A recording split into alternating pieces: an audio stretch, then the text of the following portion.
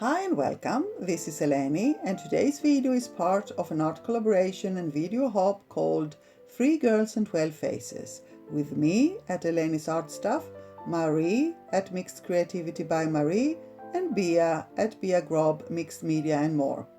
It's a collaboration where we have painted mixed media backgrounds that we have sent to each other, and then every fourth Friday of every month throughout this year we will paint a face on each other's background.